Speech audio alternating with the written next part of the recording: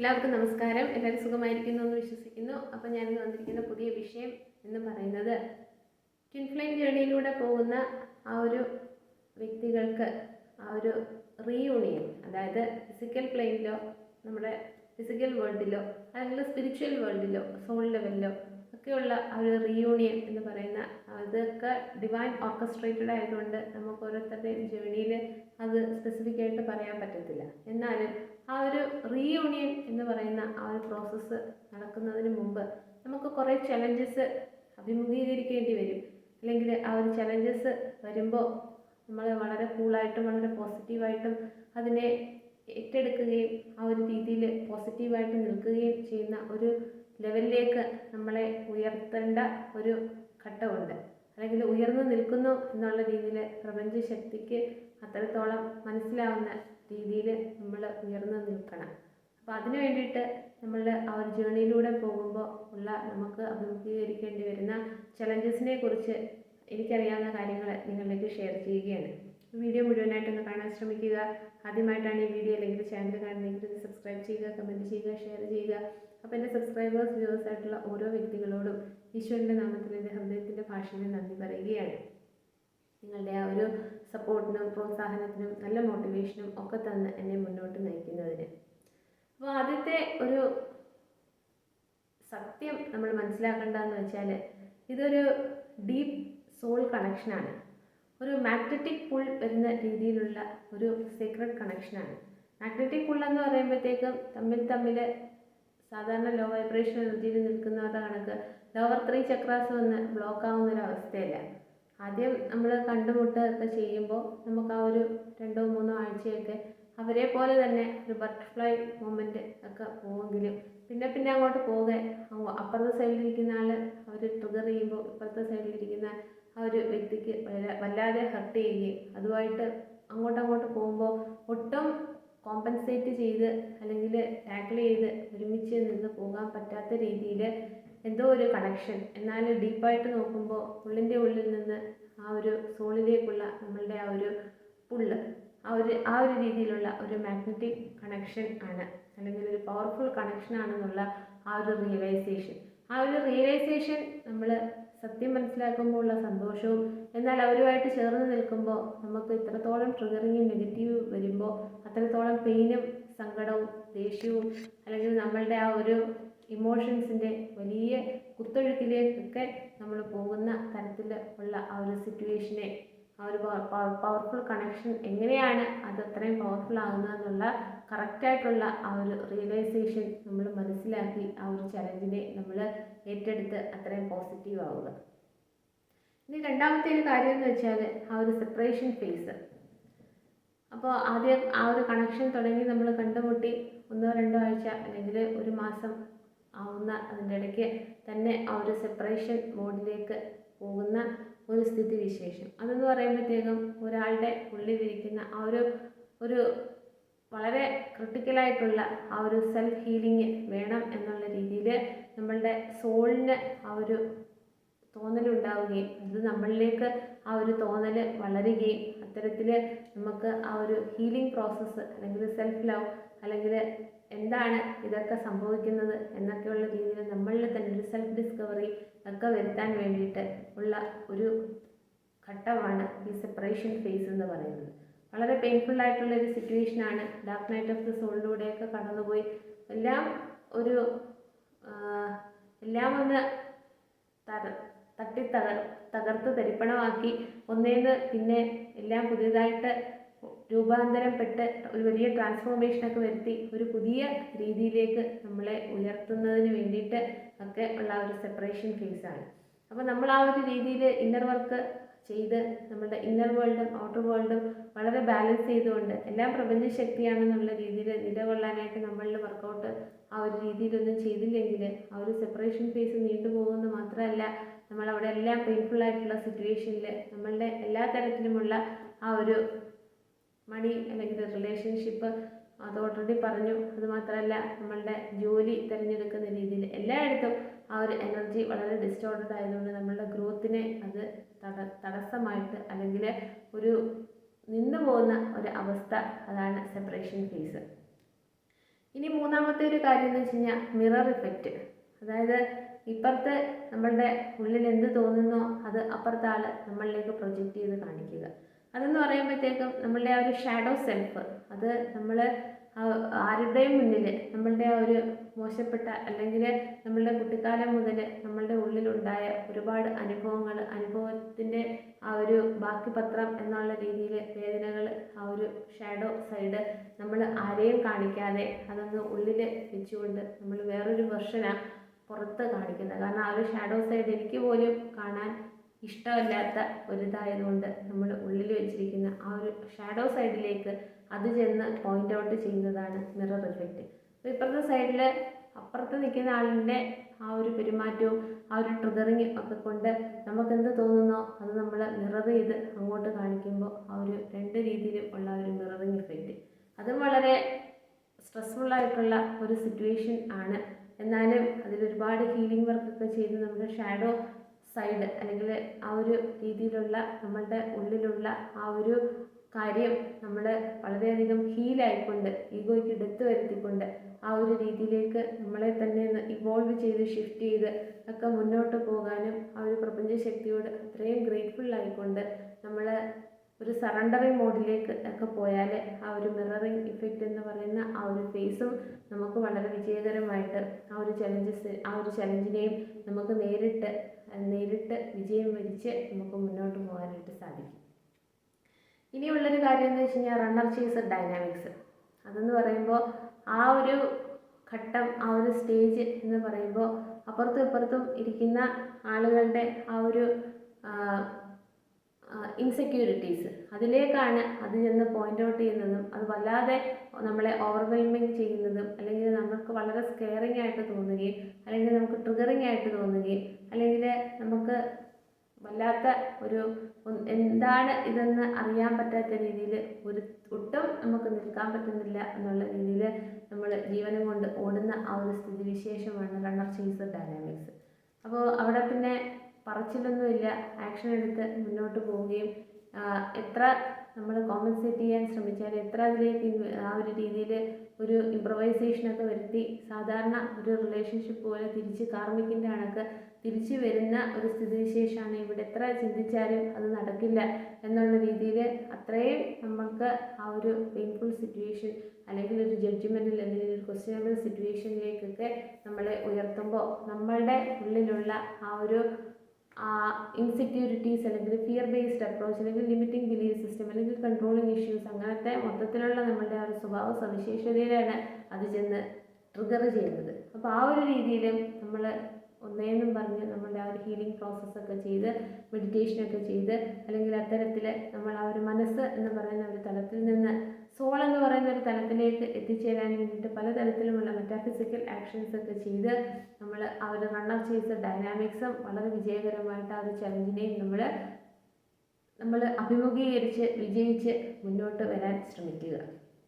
എത്രത്തോളം അതിനുള്ള ഇന്നർ വർക്കെല്ലാം ചെയ്യുന്നോ അത്രത്തോളം ആ ജേണി വളരെ ഫാസ്റ്റ് ആയിരിക്കും. പക്ഷേ ഒരു കൂടുതൽ ആളുകളെ എടുത്തു കഴിഞ്ഞാൽ അവരുടെ ഒരു കംഫർട്ട് സോണിൽ നിന്ന് പുറത്തു വരാൻ അവർക്ക് ബുദ്ധിമുട്ടാണ്. കംഫർട്ട് സോണിൽ നിൽക്കുമ്പോൾ ആരോടും ഇതിനെക്കുറിച്ചൊന്നും പറയണ്ട, എത്ര പെയിൻ വന്നാലും അത് ഞാൻ ഒറ്റയ്ക്ക് സഹിച്ചാൽ മതി, അതിൽ ആ ഒരു രീതിയിൽ സ്ട്രെസ്ഫുള്ളായിട്ടുള്ള സിറ്റുവേഷനിലൂടെയൊക്കെ പോയാൽ മതി. പക്ഷേ കംഫർട്ട് സോണിൽ നിന്ന് പുറത്തു വരുമ്പോൾ നമ്മളല്ലാതെയാവും, നമ്മളുടെ ചുറ്റിനും ആരും ഇല്ലാതെ ഒറ്റപ്പെട്ടു പോകും.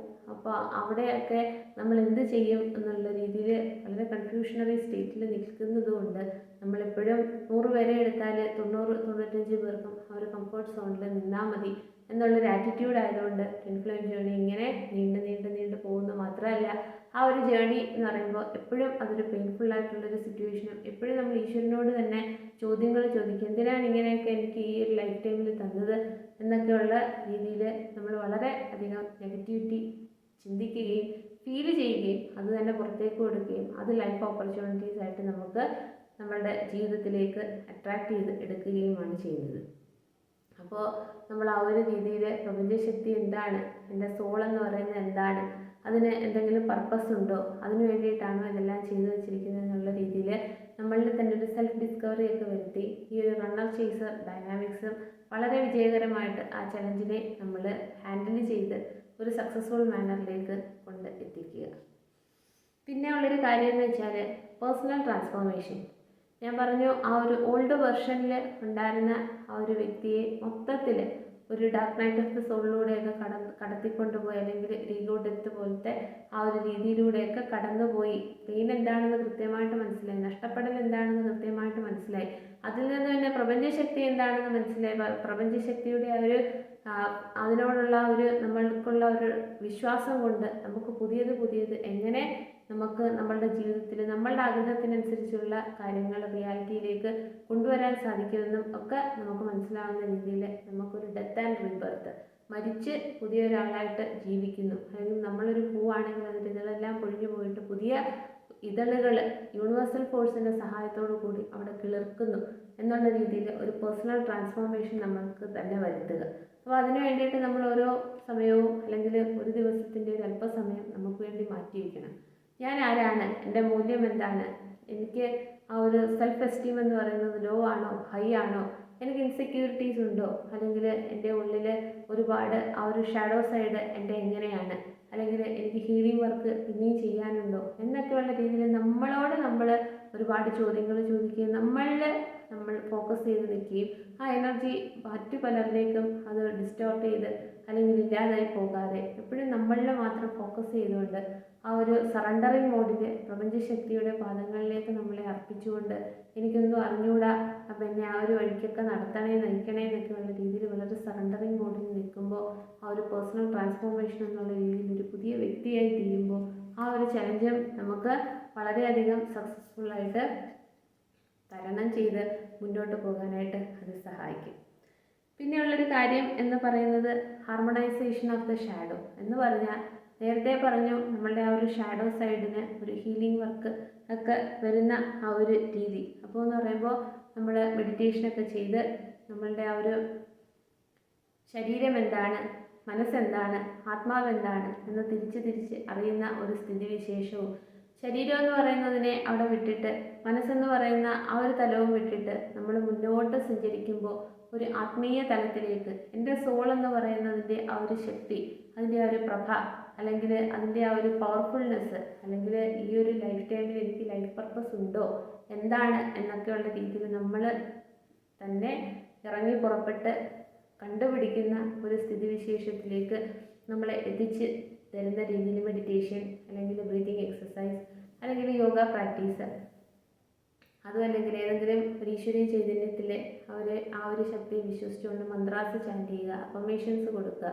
അല്ലെങ്കിൽ പ്രപഞ്ചത്തിനോട് മദർ യൂണിവേഴ്സ് എന്നുള്ള രീതിയിൽ നമ്മൾ പ്രാർത്ഥിക്കുക, എപ്പോഴും ആ ഒരു ഗ്രാറ്റിറ്റ്യൂഡ് അറിയിക്കാനുള്ള ആറ്റിറ്റ്യൂഡ് ക്രിയേറ്റ് ചെയ്യുക. അങ്ങനത്തെ കാര്യങ്ങൾ ഒക്കെ ചെയ്തുകൊണ്ട് നമ്മളുടെ ഉള്ളിലുള്ള ട്രോമാസ്, അല്ലെങ്കിൽ നമ്മളുടെ ഒരു ഷാഡോ സെൽഫ്, അതെല്ലാം നമ്മൾ ഹീല് ചെയ്ത് വളരെ പെർഫെക്റ്റായിട്ട് നിന്നുകൊണ്ട് പിന്നെയും നമ്മളെ തന്നെ ഒന്ന് അനലൈസ് ചെയ്യുകയാണ്, ഇനി എവിടെയെങ്കിലും ഒക്കെ ഹീലിംഗ് വർക്ക് ചെയ്യാനുണ്ടോ. അപ്പോൾ ഇതിൻ്റെ ഇടയ്ക്ക് യൂണിവേഴ്സൽ ഫോഴ്സ് നമുക്ക് ആ ഒരു ട്രിഗറിങ് പോലെ നെഗറ്റീവ് സിറ്റുവേഷൻസ് ഒരുപാട് നമ്മളുടെ മുന്നിൽ ഇട്ട് തരും. അത് നമ്മളുടെ കൗണ്ടർ ഹാഫായിട്ടുള്ള വ്യക്തി തന്നെ ഒരുപാട് ട്രിഗർ ചെയ്യും, ഒരുപാട് നെഗറ്റിവിറ്റി കൊണ്ടുവരും. അപ്പോൾ അവിടെയൊക്കെ യൂണിവേഴ്സൽ ഫോഴ്സ് നോക്കുന്നത് അങ്ങനെ ഒരു ഓപ്പർച്യൂണിറ്റി നമ്മളുടെ മുന്നിൽ വരുമ്പോൾ നമ്മൾ അയ്യോ, എന്നാലും എനിക്ക് ഇപ്പോഴും ഇത്രയായിട്ടും ഈ അപ്പുറത്തെ കൗണ്ടർ ഹാഫിൽ ആയിട്ട് ഡിവൈനായിട്ട് നിൽക്കുന്ന ആ ഒരു വ്യക്തിക്ക് എന്താ ഇതൊന്നും അറിഞ്ഞുകൂടാത്ത, എന്തിനാണ് ഇത്രയും വേദനകൾ നമുക്ക് തരുന്നത് എന്നുള്ള രീതിയിൽ നമ്മൾ നെഗറ്റിവിറ്റിയിലേക്ക് പോകാതെ അവരെന്ത് വേണമെങ്കിലും ചെയ്തോട്ടെ, അത് അവരുടെ ആ ഒരു ഗ്രോത്തിന് വേണ്ടിയിട്ട് അവർ ആ ഒരു രീതിയിൽ നമ്മളിലേക്ക് ആ ഒരു ട്രിഗറിങ് തരുമ്പോൾ നമ്മളുടെ എനർജി വളരെ സ്റ്റേബിൾ ആയിക്കൊണ്ട് നമ്മളൊരു ഹയർ പൊസിഷനിലേക്ക്, അല്ലെങ്കിൽ നമ്മളുടെ ആ ഒരു തലം എന്ന് പറയുന്നത് ലോ വൈബ്രേഷനിൽ നിന്ന് ഹൈ വൈബ്രേഷനിലേക്ക് എപ്പോഴും നമ്മൾ റേസ് ചെയ്ത് നിർത്തിയാൽ അതിൻ്റെ ആ ഒരു ചൂടും ആ ഒരു വൈബ്രേഷൻ എനർജി ഫ്രീക്വൻസിയും ഒക്കെ പതുക്കെ അവരെ ഏറ്റിട്ട് അവരുടെ ഉള്ളിലുള്ള ആ ഒരു ഇൻസെക്യൂരിറ്റീസ്, ഫിയർ ബേസ്ഡ് അപ്രോച്ച്, അല്ലെങ്കിൽ ഒരുപാട് പെയിൻ ഉള്ള ആ കാര്യങ്ങളെല്ലാം പതുക്കെ ഹീലാവാനും വളരെ കോൺഫിഡൻ്റ് ആവാനും ഒക്കെയാണ് നമ്മളെ സഹായിക്കുന്നതെന്നുള്ള സത്യം മനസ്സിലാക്കിക്കൊണ്ട് ആ ഒരു ഷാഡോ സൈഡൊക്കെ വളരെ ഹീലാക്കിക്കൊണ്ട് വളരെ ഹാർമണൈസ് ചെയ്ത് നിൽക്കുക. അങ്ങനെ ആ ഒരു ചലഞ്ചിനെയും നമുക്ക് വളരെ വിജയകരമായിട്ട് ഓവർകം ചെയ്ത് മുന്നോട്ട് പോകാനായിട്ട് സാധിക്കും. പിന്നെയുള്ളൊരു കാര്യം എന്ന് വെച്ച് കഴിഞ്ഞാൽ ഫൈനൽ റീയൂണിയൻ. അപ്പോൾ ആ ഒരു ഫൈനൽ റീയൂണിയൻ എന്ന് പറഞ്ഞാൽ ഞാൻ പറയുന്നു, ഇവിടെ ജെൻഡർ സ്പെസിഫൈ ചെയ്യുന്നില്ല, എനർജി ലെവലിലുള്ള കാര്യമാണ് ഇവിടെ പറയുന്നത്. അപ്പോൾ ഒരു മനുഷ്യനെ സംബന്ധിച്ചിടത്തോളം അവരുടെ divine feminine energy, divine masculine energy. അപ്പോൾ നമ്മൾ സ്പിരിച്വൽ പ്രാക്ടീസ് ഒക്കെ ചെയ്യുകയാണെങ്കിൽ അവിടെ ഒരു ഡിവിനിറ്റി കൂടെ ഉണ്ടെന്നുള്ളൊരു സത്യം നമ്മൾ ഉൾക്കൊള്ളും. ലോ വൈബ്രേഷൻ എനർജിയിൽ നിൽക്കുന്ന ആളുകളാണെങ്കിൽ ഫെമിനിൻ എനർജി, മസ്കുലിൻ എനർജി അവരുടെ ശരീരത്തിലുണ്ടെങ്കിലും അതിനെക്കുറിച്ചൊന്നും അവർ ബോധവാന്മാരല്ലാത്തത് കൊണ്ടും ആ ഒരു ഡിവിനിറ്റി എന്ന് പറയുന്ന ഒന്ന് അവരിൽ വളരെ വളരെ വളരെ കുറവായിരിക്കും. അപ്പോൾ ആ ഒരു രീതിയിൽ നമ്മൾക്കിവിടെ ആ ഒരു റീയൂണിയൻ ഉണ്ടാകുമ്പോൾ ചിലപ്പോൾ അത് ഫിസിക്കൽ പ്ലെയിനിലായിരിക്കാം, ചിലപ്പോൾ അത് സോൾ ലെവലിൽ ആ ഒരു ഡയമെൻഷനിലായിരിക്കാം.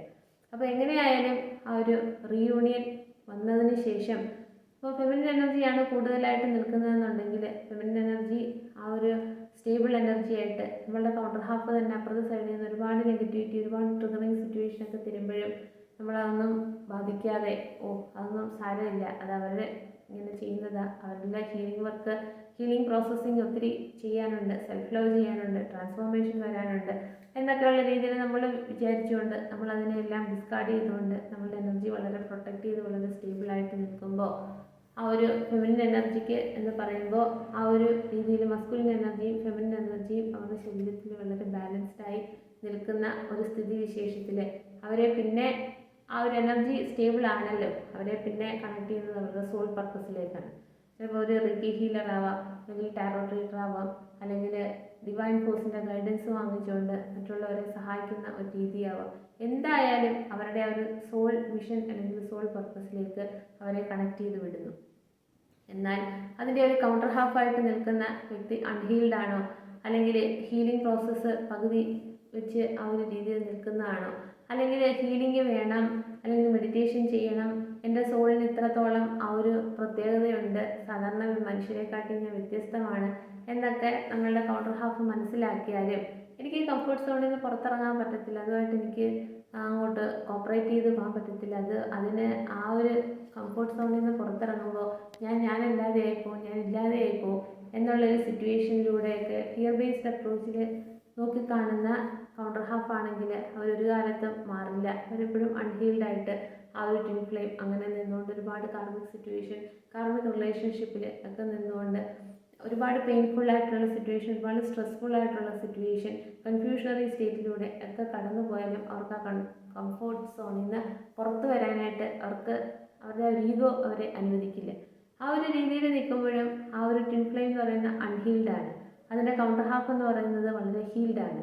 അപ്പോൾ അവരുടെ ആ ഒരു സോൾ മിഷൻ എന്ന് പറയുന്നത് യൂണിവേഴ്സൽ ഫോഴ്സ് ഒരുപാട് പണിഷ്മെൻറ്റ്, ഒരുപാട് ട്രിഗറിങ് ഓപ്പർച്യൂണിറ്റീസ് അവരുടെ മുന്നിൽ കൊടുക്കുമ്പോൾ എഴുന്നേൽക്കുക, ഉയരുക, ഉണരുക, ആക്ഷൻ എടുക്കുക, നിങ്ങളുടെ ഉള്ളിലുള്ള ആ ഒരു നെഗറ്റിവിറ്റിയും അതെല്ലാം ഹീല് ചെയ്തുകൊണ്ട് നിങ്ങൾക്ക് ഈ ഭൂമിയിൽ ഒരുപാട് വലിയ കാര്യങ്ങൾ ചെയ്യാനുണ്ട് എന്നുള്ളൊരു റിയലൈസേഷൻ മനസ്സിലാക്കിക്കൊണ്ട് അതിലേക്ക് കണക്ട് ചെയ്യുക എന്നുള്ള രീതിയിൽ പ്രപഞ്ചശക്തി അവരെ ഇങ്ങനെ ട്രിഗർ ചെയ്തുകൊണ്ടിരിക്കും. അത് എപ്പോൾ അവർക്ക് മനസ്സിലാവുന്ന രീതി എന്ന് പറയുമ്പോൾ ട്രിഗറിങ്ങിൻ്റെ ആഴം കൂടിക്കൊണ്ടിരിക്കും.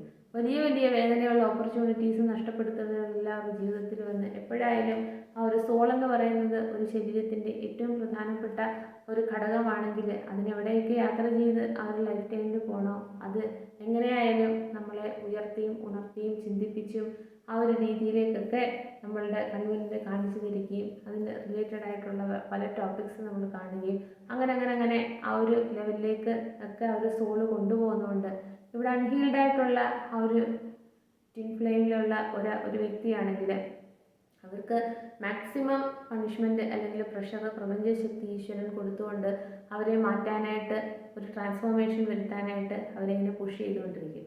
അതിൻ്റെ ഇപ്പുറത്തെ സൈഡിൽ നിൽക്കുന്ന കൗണ്ടർ ഹാഫ് വളരെയധികം ഹീൽഡാണ്, എനർജി വളരെ ബാലൻസ്ഡ് ആണ്. എത്ര വലിയ നെഗറ്റീവ് സിറ്റുവേഷൻസ് വന്നാലും ഐ ക്യാൻ ഹാൻഡിൽ എന്നുള്ളൊരു നിലപാടിലാണ് നിൽക്കുന്നതെന്ന് പ്രപഞ്ചശക്തിക്ക് മനസ്സിലാകുമ്പോൾ അവരെ അവരുടെ സോൾ പർപ്പസ് അല്ലെങ്കിൽ മിഷനിലേക്ക് കണക്ട് ചെയ്ത് കൊടുക്കുന്നു. അപ്പോൾ ഇത്രയൊക്കെയാണ്. പിന്നെ അതിൻ്റെ കൂടെ നമുക്ക് സിൻക്രണസിറ്റി ആയിട്ടുള്ള 1010, 1111 അല്ലെങ്കിൽ അങ്ങനത്തെ ഏഞ്ചൽ നമ്പേഴ്സ് അല്ലെങ്കിൽ സ്പിരിറ്റ് ആനിമൽസ് അല്ലെങ്കിൽ പ്രകൃതി തന്നെ അല്ലെങ്കിൽ പ്രപഞ്ചം തന്നെ നമ്മളോട് പല കാര്യങ്ങളും നമുക്ക് മനസ്സിലാക്കി തരികയും അല്ലെങ്കിൽ കാണിച്ചു തരികയും ഒക്കെ ചെയ്യുന്ന ഒരു രീതിയൊക്കെ ആ ഒരു ഫിസിക്കൽ യൂണിയൻ അതിൻ്റെ അടുത്തെത്തുമ്പോൾ അല്ലെങ്കിൽ അത് നടക്കുമ്പോൾ ഒക്കെ അവിടെ കാണിച്ചു തരുന്നുണ്ട്. ഒന്നുകൂടെ പറയുകയാണ്, ഫിസിക്കൽ യൂണിയൻ എന്ന് പറഞ്ഞാൽ അല്ലെങ്കിൽ ആ റീയൂണിയൻ എന്ന് പറയുന്ന ഒന്ന് എന്ന് പറയുമ്പോൾ ചിലപ്പോൾ ഫിസിക്കൽ വേൾഡിലാവാം, ചിലപ്പോൾ സ്പിരിച്വൽ വേൾഡിലാവാം. അത് ഓരോരുത്തരുടെയും ജേണി എന്ന് പറയുന്നത് വ്യത്യാസമായതുകൊണ്ട് എങ്ങനെയൊക്കെ പോയാലും ഏത് ലെവലിലെത്തിയാലും ഈശ്വരന് വേണ്ടിയിട്ട് നമ്മൾ വർക്ക് ചെയ്യുക. ഈശ്വരൻ നമ്മളെ ഒരു മെഷീനാക്കി ഒരു ടൂളാക്കി മാറ്റിയിരിക്കുന്നു. അപ്പം ഈശ്വരന് നമ്മളിലൂടെ ആ ഒരു ഡിവൈൻ ഫോഴ്സ് അല്ലെങ്കിൽ ഈശ്വരനാണ് എല്ലാം, അല്ലാതെ ഡെവിൾ എനർജി അല്ല എന്നുള്ള സത്യം ഒന്നും അറിയാത്ത ആളുകൾക്ക് പറഞ്ഞു കൊടുക്കാനും ഒക്കെ വേണ്ടിയിട്ട് ആ ഒരു യൂണിവേഴ്സൽ ഫോഴ്സിന് വേണ്ടിയിട്ട് നമ്മൾ ലൈഫിലോ വർക്കൗട്ട് ചെയ്യുക, അല്ലെങ്കിൽ അതിന് വേണ്ടിയിട്ട് നമ്മൾ കാര്യങ്ങൾ ചെയ്തു പോവുക എന്നുള്ളൊരു ലക്ഷ്യമാണ് ട്വിൻ ഫ്ലെയിം ജേർണിക്ക് ഉള്ളത്. അപ്പോൾ അവർ ആ ഒരു സോള് ഈ പറയുന്ന ഒരു ശരീരത്തിൽ കയറുന്നതിന് എത്രയോ മുമ്പ് തന്നെ ആ ഒരു ഈശ്വരീയ ചൈതന്യവും ആ ഒരു സോള് ആ ഒരു എഗ്രിമെൻ്റ് കൊടുത്ത് നമ്മളെ ഭൂമിയിൽ ഇന്ന ആളുടെ ആ ഒരു ഗർഭപാത്രത്തിലൊരു ചെറിയ ജീവൻ പോലെ നാമ്പ് വയ്ക്കുന്നതിന് മുമ്പേ ആ ഒരു ഡിവൈൻ ഫോഴ്സുമായിട്ട് ആ ഒരു സോളിനൊരു കോൺട്രാക്റ്റ് വെച്ചിരിക്കുന്ന കാര്യം. അപ്പോൾ ആ ഒരു രീതിയിലേക്ക് നമ്മൾ ആ ഒരു തലത്തിലേക്കൊക്കെ ഉയർന്നു വരാൻ വേണ്ടിയിട്ടാണ് ഈ ജേണി എന്ന് പറയുന്നത്. അതുകൊണ്ടാണ് ട്വിൻ ഫ്ലെയിം ജേണി എന്ന് പറയുന്നത് ഒരു ലവ് റിലേഷൻഷിപ്പ് ഒന്നുമല്ല. അവിടെ എന്ന് പറയുമ്പോൾ നമ്മൾ എതിരെ നിൽക്കുന്ന ആളുകളിൽ നിന്ന് ഒരുപാട് പ്രതീക്ഷിക്കും. ഒരുപാട് കൺട്രോളിങ് ഇഷ്യൂസ്, പൊസസീവ്നെസ്, അല്ലെങ്കിൽ ആ ഒരു സെക്ഷൽ ഇൻറ്റിമസി, അല്ലെങ്കിൽ ആ ഒരു ഇമോഷണൽ മാനിപ്പുലേഷൻസ്, ഇങ്ങനത്തെ സകല നെഗറ്റിവിറ്റിയും ഡബിൾ എനർജിയും എല്ലാം നമ്മൾ പുറത്തേക്ക് ഇട്ടുകൊണ്ടാണ് ആ ഒരു റിലേഷൻഷിപ്പ് എന്ന് പറയുന്നത് ലോ വൈബ്രേഷൻ എനർജിയിൽ നമ്മളുടെ കൂടെ നിർത്തുന്നത്. എന്നാൽ ഇവിടെ എന്ന് പറയുമ്പോൾ അതല്ല. സോൾ ലെവലിൽ ഉള്ളൊരു കണക്ഷൻ എന്ന് പറയുമ്പോൾ രണ്ടുപേർക്കും ഒരു ഡീപ്പ് നോയിങ് ആണ് ഉണ്ടാകുന്നത്. അവിടെ ഒരു പൊസസീവ്നെസ് ഇല്ല, ഒരു കൺട്രോളിങ് ഇഷ്യൂസ് ഇല്ല, ലിമിറ്റിംഗ് ബിലീഫ് സിസ്റ്റം ഇല്ല, അല്ലെങ്കിൽ ഒരു മാനിപ്പുലേറ്റീവ് നേച്ചർ, അങ്ങനെയൊന്നുമില്ല. പക്ഷേ അവർക്ക് എന്ത് വന്നാലും ആരൊക്കെ അവരുടെ കൂടെ ഉണ്ടെന്ന് പറഞ്ഞാലും ആ ഒരു ഡിവൈൻ കൗണ്ടർ ഹാഫ് എന്ന് പറയുന്നതാണ് അവരുടെ എല്ലാം എന്നുള്ള സത്യം അവരെപ്പോഴേ ഉൾക്കൊണ്ട് അവരുടെ ഉള്ളിൻ്റെ ഉള്ളിൽ ആ ഒരു രീതിയിൽ അവർ വളരെ സ്റ്റേബിളായിട്ട് അവരുടെ എനർജി DF എനർജി ലെവൽ വളരെ ബാലൻസ് ആക്കിക്കൊണ്ട് അവരുടെ ജീവിതത്തിൽ ഈശ്വരീയ ചൈതന്യത്തിലേക്ക് സറണ്ടർ ചെയ്തുകൊണ്ട് ഈശ്വരീയ ചൈതന്യത്തിന് വേണ്ടി എന്തെല്ലാം കാര്യങ്ങൾ ചെയ്യണം എന്നുള്ള രീതിയിൽ അവരതിൽ മാത്രം ഫോക്കസ് ചെയ്ത് മുന്നോട്ട് പോകുമ്പോൾ അവരുടെ ആ ഒരു കൗണ്ടർ ഹാഫ് എപ്പോഴും നമ്മുടെ കൂടെ വേണം, എപ്പോഴും കൈകോർത്ത് നടക്കണം, നമ്മൾ കാര്യങ്ങൾ ഡിസ്കസ് ചെയ്യണം, അങ്ങനെയുള്ള ചിന്തകളും ആഗ്രഹങ്ങളും പോലും ആ ഒരു സ്റ്റേജിലെത്തുമ്പോൾ നമുക്കുണ്ടാവില്ല.